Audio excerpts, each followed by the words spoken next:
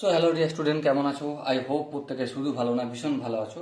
স্ক্রিনের উপর একটা প্রশ্ন লেখা আছে, তাই না? প্রশ্নটা কি বলেছে দেখো, which is the simplified representation of A complement intersect B complement intersect C union B intersect C union A intersect C where A B C subset of X option A আছে এ, অপশন বি আছে B, option C C আর option D আছে X intersect A union B union C. এই চারটা অপশনের মধ্যে কোনটা answer হবে? দেখো, প্রথমত কি কনসেপ্ট, কোন কোন কনসেপ্টগুলো আমাদের কাজে লাগবে সেটা নিয়ে একটু ডিসকাস করে নিই, তারপর আলোচনা করব। প্রথমত ডি মর্গ্যানসের যে দুটো সূত্র আছে, দুটো ল আছে, সেটা একটু বলে নিই। যেমন A complement union B complement যদি থাকে, তার মানে আমরা A intersect B whole complement লিখতে পারি।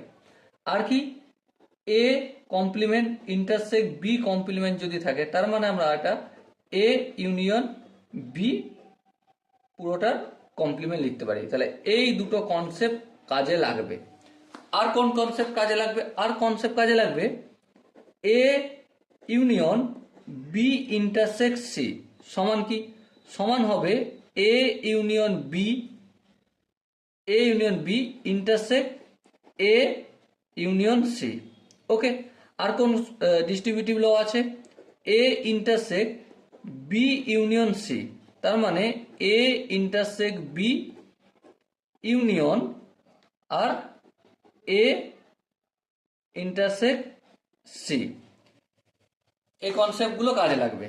তাহলে চলো প্রথমে কোশ্চেনটা একটু লিখে নিই। কোশ্চেনটা কি আছে? A complement intersect B complement intersect C union of B intersect C union A intersect C. Okay, চলো প্রথমে আমি এই জায়গাটা একটু লক্ষ্য করি। এই জায়গাটায় যদি আমি ডি মর্গ্যানস ল কাজে লাগাই, তাহলে কি হবে? এখানটা হবে আমাদের এ ইউনিয়ন বি পুরোটার কমপ্লিমেন্ট। বেশ, তারপর ইন্টারসেক্ট সি ঘিরে দিলাম। তারপর এখানটা যেমন ইউনিয়ন আছে, ইউনিয়ন করলাম। এবার দেখো, এখানটা আমরা ডিস্ট্রিবিউটিভ লটা একটু কাজে লাগাই। দেখো, B intersect C union A intersect C, তার মানে মুদ্রা কথা বুঝতে পারছি, এখানে ইন্টারসেক্ট সি হবে। আর কার কার মধ্যে? এ ইউনিয়ন বি থাকবে। এখানটা কি বোঝা গেল? আই হোপ ডিস্ট্রিবিউটিভ লটা যদি বুঝতে পেরে থাকো, তাহলে এটাও বুঝতে পারবে। এখানে দেখো, এ ইন্টারসেক্টটা আগে লিখেছি, এখানে ইন্টারসেক্ট সিটা পরে লিখেছি, তাছাড়া কিছু পরিবর্তন আমি করছি না। ওকে, যেমন এখানে ইন্টারসেক্ট সি এর আগে বসছে, ঠিক আছে, এর সাথে ইন্টারসেক্ট ছিল, এখানে সি এর সাথে ইন্টারসেক্ট আছে, ঠিক আছে। তেমন দেখো, এখানে ইন্টারসেক্ট গুলো এখানে বসছে, এখানেও দেখো ইন্টারসেক্ট গুলো এখানে বসছে। ওকে, তারপরে এখানে মাঝে ইউনিয়ন ছিল, এখানে এ বি এর মাঝে ইউনিয়ন। ব্যাস, তাহলে এই গেল আমাদের ডিস্ট্রিবিউটিভ ল এর অ্যাপ্লিকেশন। এবার দেখো ধ্যান দিয়ে, এখানেও ইন্টারসেক্ট সি আছে, এখানেও ইন্টারসেক্ট সি আছে, ঠিক আছে, এখানে ইউনিয়ন আছে। এটা যদি ডিস্ট্রিবিউটিভ লটাকে আমি যদি একটু কাজে লাগাই, তাহলে কি হয়ে দাঁড়াবে?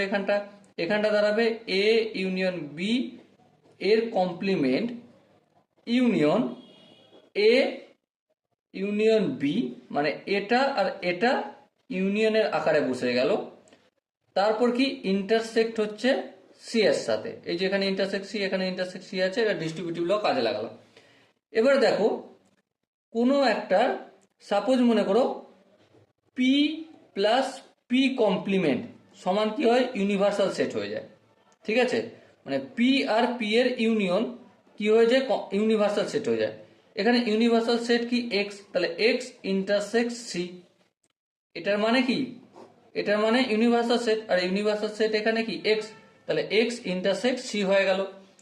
এবারে ইউনিভার্সাল সেটের সঙ্গে যদি তার একটা কোনো সাবসেট ইন্টারসেক্ট করে, তখন কোনটা হয়? সেই সাবসেটটা হয়ে যায়, তাহলে সি। তাহলে এখানে যে চারটা অপশন ছিল, তার মধ্যে কোন অপশনটা ঠিক হবে? অবশ্যই option C is the correct answer হবে। ওকে, আই হোপ এই কোশ্চেনের কনসেপ্টটা প্রত্যেকের বোঝা গেছে। যদি কোনো জায়গায় বুঝতে অসুবিধা থাকে তো ডেফিনেটলি কমেন্টে জানিও। দেখা হচ্ছে নেক্সট সেশনে। তো এখন পর্যন্ত ভালো থেকো, সুস্থ থেকো এবং জয় হিন্দ।